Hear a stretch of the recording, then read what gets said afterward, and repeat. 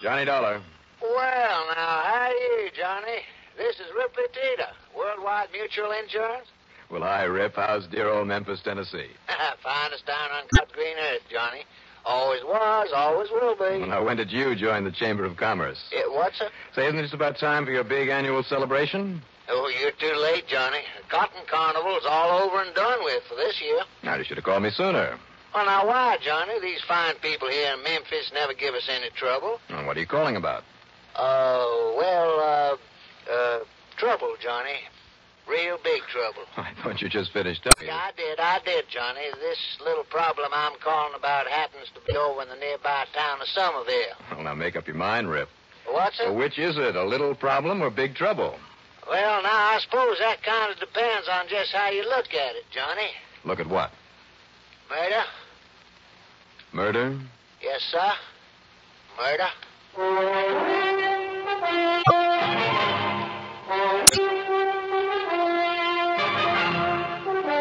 CBS Radio brings you Bob Reddick in the exciting adventures of the man with the action-packed expense account. America's fabulous freelance insurance investigator. Yours truly, Johnny Dollar.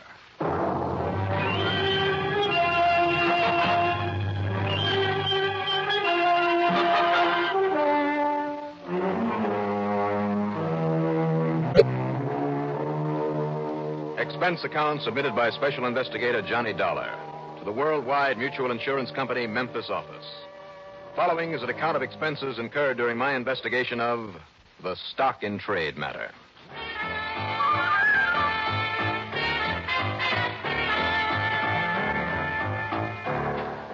It was bright and early in the day. I was able to make an immediate plane reservation, so expense account item 1 is $72.75 airfare to Memphis, Tennessee. And by shortly afternoon, we started circling for a landing over the big industrial city there on the eastern bank of Ole Miss. Soon as I cleared my baggage at the airport, I spent item 2, $6.25, for a taxi into Ripley Tita's office on Union Street near 3rd. Taxi, Johnny. Now, why didn't you all just rent yourself a car at the airport? Well, sit down. Thanks. I'll have my secretary get one for you. Yes, sir? Maribel, honey, have one of those nice rental cars brought around front for Mr. Dollar, huh? What time? Right away. Thank you, honey. You mentioned something about a town called Somerville. Yeah, about 45 miles sort of east of him. What happened over there? Like I told you on the telephone, Johnny, murder. And the deceased is a client of ours named Volney Beauregard Exum.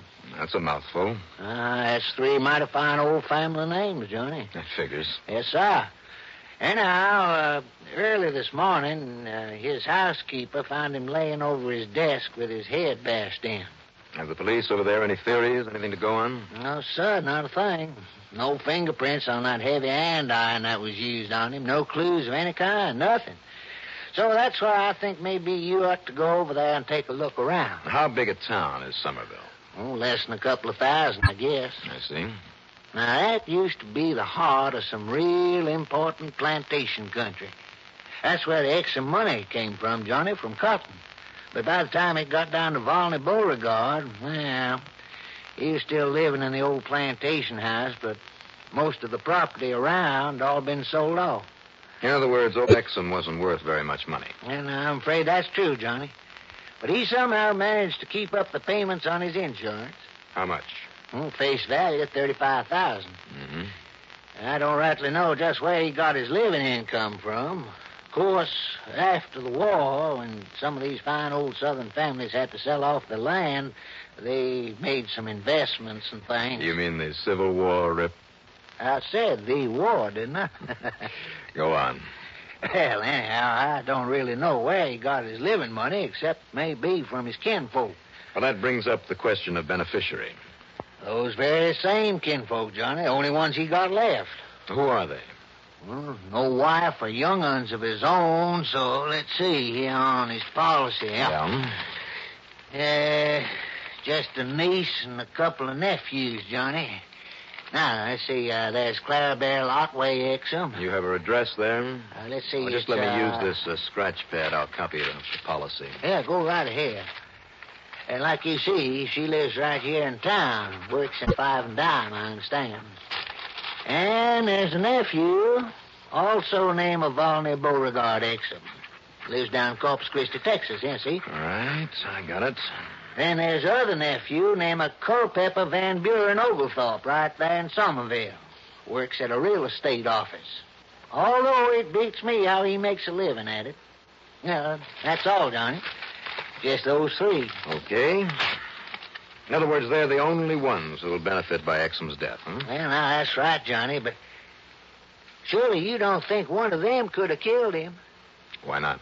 Fine old Southern family like that. Did he have any enemies that you know about? Fine old man like Volney Beauregard Exum. Did he have many friends? Well, no. No, I guess he didn't, really. Kind of just kept to himself, living out his days there on the plantation house. All alone with just his pride, just living out his days. You mentioned a housekeeper. Yeah, well, Miss Dollar Cato just did some day work for him. And don't you go suspecting her, Johnny. Why, she couldn't hurt a fly. Well, you are a lot of help. Well, maybe I better not suspect anybody, huh? That's right.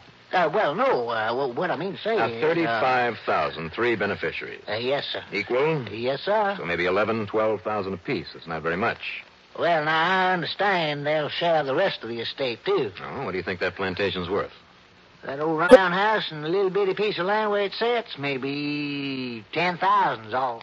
No idea what kind of money old Exum had to live on, where it came from? No, bank accounts or nothing, Johnny. Even paid cash premiums on his insurance. I guess he didn't like banks and such. Well, you sure don't give me much to go on. One more question. Did the killer ransack the house? Well, no, not that I know of. So maybe you better take a look, huh? Yeah, Rip, I think I'd better.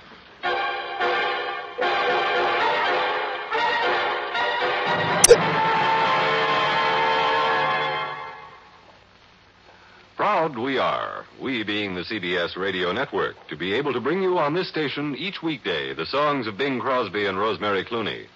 In addition to the sparkling Bing Crosby, Rosemary Clooney show, we're equally delighted to present at the same time each weekday the assorted talents of Art Linkletter, the house party man, Gary Moore and Durward Kirby, and the rousing Arthur Godfrey Time. There's no business like show business, and nowhere else such a fine sampling of same than on this blockbuster CBS Radio Network Entertainment Fest. The nicest thing about it is, should you miss any or all of these great stars on a Monday, you can catch right up with them the next day, or any weekday you're so minded. Remember, nowhere else can you enjoy each and every weekday the Bing Crosby, Rosemary Clooney show, the conversational gifts of Gary Moore and his perfect foil, Durward Kirby, the kids, comedy, and cut-ups of Art Linkletter's House Party, and the air of glee with gusto that's a specialty of Arthur Godfrey Time.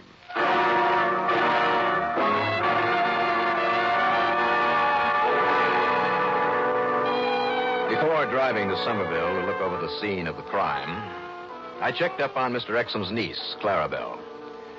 I found her in the stockroom of the 5 and 10 where she worked. She was a thin, wan-looking girl of about 30 with long, black, stringy hair badly set in a knot that bobbed about the back of her neck as she talked in a high, nasal voice that fairly set my teeth on edge. Excuse me while I put this box of ribbons. Sure. And if you all want the truth, Mr. Dollar, I am just as glad as I can be that old Uncle Volney died. He was murdered, Miss Exum. Well, he's gone anyhow. And when I get my share from his insurance and that property, I can pay all my bills and buy myself some fancy new clothes and lots of things. Well, then you're not at all sorry about this? Of course not. He had nothing to live for anyhow, Mr. Dollar. All alone out there in that house by herself, nobody to talk to except poor Miss Cato 2-3 times a week when she comes to clean. Poor Mrs. Cato. How poor, Clarabelle? Oh, well, actually, she probably has more money than Uncle Volney ever had. Count of some of her kinfolks dying and leaving all that big property over to Whiteville. See, she was a Buford on her widowed sister's husband's side. Yeah, well... And when her cousin Sally Mae, she had some Buford blood and kin, too. I see. And when she died, with all the money and things from her cousin once removed... Oh, and now, wait a minute. He was her father's nephew's half-brother, is what it was. Yeah, thanks. Well, I'll take your word for it. Now, this Mrs. Cato, if she had money, why did she work as a housekeeper? Oh, just out of pity for Uncle Volney, him being all alone and all. Didn't you ever go out to see him? He never did want to see me, did he? I wouldn't know. No. All he cared about was sitting there counting his money and keeping his relatives from getting any of it, except maybe Culpepper.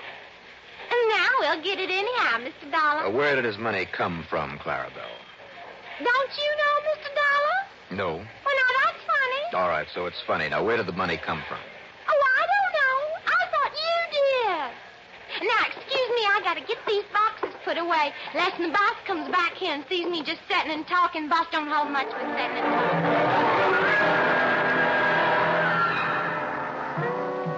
More questions, more useless answers. Little old Clarabelle simply didn't know anything that might be helpful to me, and didn't care. Except, that is, for whatever money might be coming to her. Maybe the Exum family was smart and prosperous once. But if she was any criterion, they'd done mighty poorly in the last couple of generations. I knew this. If she'd had anything to do with her uncle's death, she'd probably have left signs all over the place. So I drove on over to Somerville to the Exum home. Or rather, what was left of it. 100 years ago, it might have been a mansion. But now, it was just a wreck. 2 of the 8 big columns on the front had fallen and simply left there to rot away in the sun and rain. Windows were broken and stuffed with newspapers to keep out the draft. There hadn't been a paint job in 20 years, at least. What little was left was cracked and peeling. The yard was nothing but weeds and moss, and a thick matting of leaves that never had been raked from under the big trees that were hung heavily with Spanish moss. At the door, I was met by a Sergeant Aiken of the local police. Real glad to see you, Mr. Johnny. That Mr. Teeter from the insurance company phoned you'd be here. Come on in, sir. Thank you, Sergeant. I'd like to see just where and how Mr. Exum was murdered. Yes, sir. Right in here in the library. Only I guess the old man must have sold off all his books a long time ago. Now, here, sir. You see, here, he was kind of sprawled across the desk there. What's left of it. With that tin box by him pried open. Where is the body now? It's in town for the autopsy, him being all alone when he was murdered. His housekeeper wasn't here? She's the one come in early this morning to do her work and found him laying here dead. I see. Go on. Well, it's all pretty obvious, Mr. Johnny. Somebody just come in here, found him sitting here with this little tin box in front of him. What was in it? May I touch it? Oh, yeah, might as well. We couldn't find a single fingerprint on it. Not even Mr. Exum. No prints at all? No, sir, no prints at all. Chief, he knows about them things. He went around with a kit for prints, dust and everything.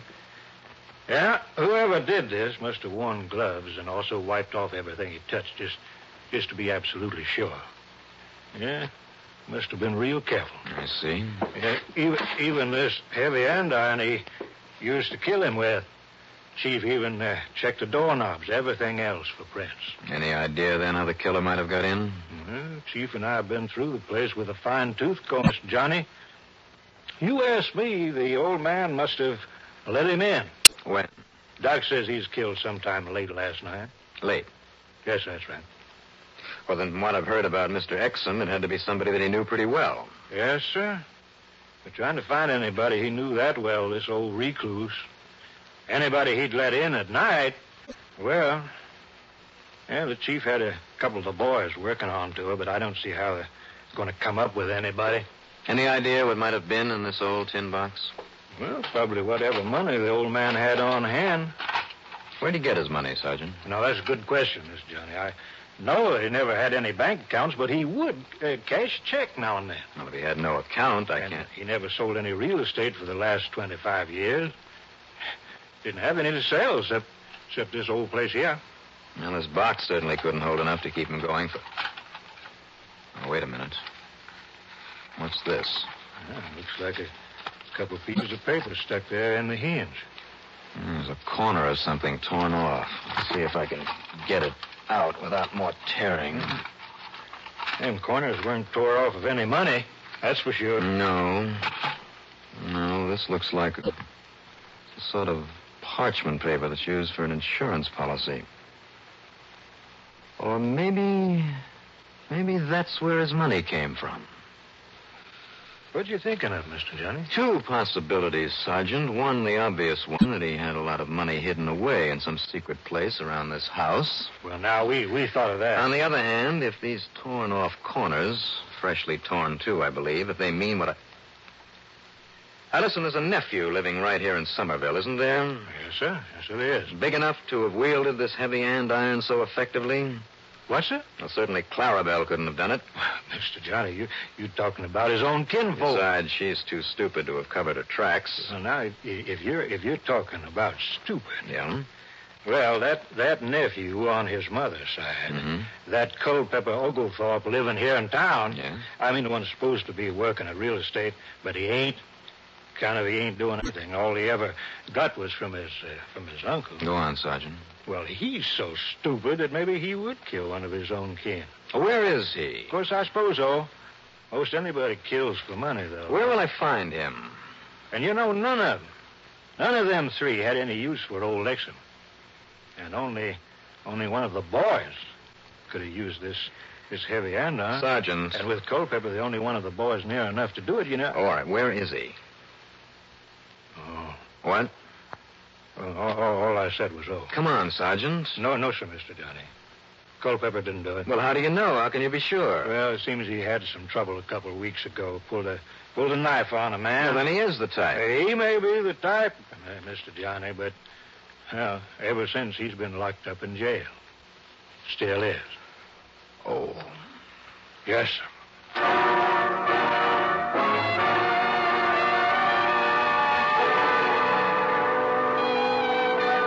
Frustrating case, this one. There was nothing I could really put my finger on. The Somerville police were doing just as much as I was and were accomplishing just as much. Nothing. What about the other nephew, who also bore the name of Volney Beauregard Exum? Rip had mentioned that he lived in Corpus Christi, down in Texas. Yes, sir, Mr. Johnny. 5, 6 years, I'd say. What does he do down there, Sergeant? Well, I don't know that, sir. All I know is he had a fight with his uncle once. Mr. Exum gave him money to get out of town, so he did. He hasn't been back. I wonder. When I phoned him there in Corpus this morning and told him what happened, he said he was sorry that he couldn't get down here. He was pretty tied up, but he'd be glad to pay for a decent funeral. Sure he would. Because of these torn-off corners of paper are what I think they are. Yeah, it looks to me like young Volney Exum's the only one that's any good of them three. Yes, sir.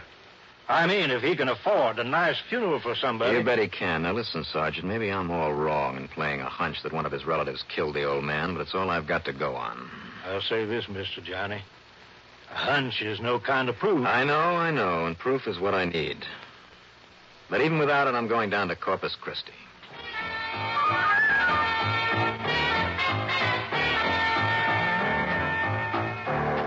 And then, now believe me, I'll be the first to admit it. To admit that luck, sheer luck, is what helped me to solve this one. It came by way of a pile of letters just inside the mail slot by the front door. On top was an envelope with a familiar company name across the upper left-hand corner. Intrastate Telephone Company. Before the sergeant could stop me, I tore it open. And sure enough, a dividend check for $250. With Intrastate Telephone paying 50 cents a share, and I know because I own some of that stock myself, here was a dividend on some 500 shares, over $40,000 worth. All right, expense account item 3, after a mad drive back to Memphis, $51.50, plane fare to Corpus Christi. It was late by then. So item 4 is $22 even, and that includes a cab into the Robert Driscoll Hotel, cocktails, and dinner, and my room bill for the night. First thing in the morning, at a brokerage office on Lawrence Street, I was talking to my old friend Wayne Stockson. Well, to answer them in order, Johnny, I'm fine, thank you. And I do think ours is the biggest stockbroker's office here in town. And yes, we do have a client by the unlikely name of Volney Beauregard Exum. But it's a very small account, though. Is he a young fellow, Wayne? Oh, I'd say somewhere in his 30s. He's been my customer about 5 years now. Does he own much in stocks? Well, now, John... Now, Wayne, I have got to know, does he buy or sell in lots of 100, 500 shares at a time, maybe? Exum? Now, look, Johnny, I mean, you know how it is. I know how it is. A client's business is confidential. Well, why don't you ask him? What? He called a little while ago. Seems that he has some old securities that he wants to cash in. And he... Oh, wait a minute. There it comes now. Intrastate Telephone. Well, that's right. How in the world did you ever... Right over here, Mr. Exum. All right, now I'll sit over here at this other desk. Now pay no attention to me. Look, Johnny, I don't understand. Morning, Mr. Exum. Morning, Mr. Stark, sir. Sit down, won't you? Thank you, sir. Now then, are these the two certificates that you want to cash in? Yes, sir. Mm-hmm. All right. We'll just sign these over to us. You can sign right here, if you will. I believe there's a little ink in that pen. Right here, sir. That's right. That's quite a bit to sell all at once. I know. I must say, I didn't realize that you had this sort of business. I want cash for these, Mr. Stark, sir.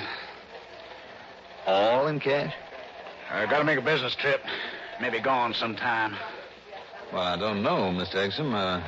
Let's see. This would come to over $40,000. Now, look here, sir. I'm an old customer. Yes, I know that's true. So, here you are. Just get me the cash and I'll be on my way. Don't bother, Wayne. What, Johnny? I said don't bother. Just call a policeman. Well, who are you, sir? Call a cop, Wayne. These signatures are forgeries. What are you talking about? You trying to say that I'm not Volney Beauregard Exum? You tell him, Stark, sir. This is Volney Beauregard Exum, Johnny. Sure it is, Wayne, but these signatures are forgeries. You're crazy. They were stolen from his uncle up in Memphis, also named Volney Beauregard Exum, and they were stolen from him when this man murdered him. Murdered him? You think you can prove that? I can prove it, Exum. Now, listen with here. 2 little pieces of paper that you left behind in a tin box where your uncle kept these stock certificates. No, I didn't leave anything. Look, you see how these corners tore off fit perfectly on these certificates? I thought I took everything. You mean after you killed him? Yes. No, let me out of here. Stop him, Johnny. Stick around. Exum. Gonna call the police now, Wayne? Yeah. Sure.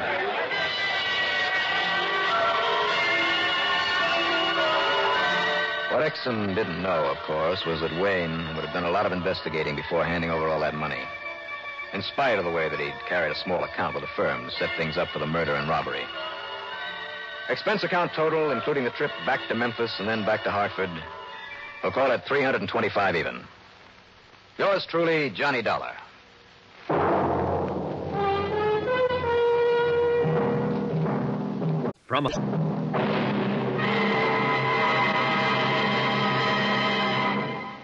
Now, here is our star to tell you about next week's story. Next week, one of the cleverest rackets in jewelry that I ever saw. Over $1 million worth. Join us, won't you?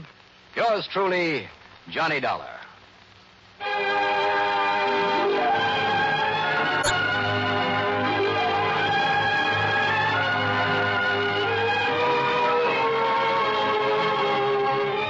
Yours truly, Johnny Dollar, starring Bob Reddick, is written by Jack Johnstone, produced and directed by Bruno Zerato Jr., musical supervision by Ethel Huber.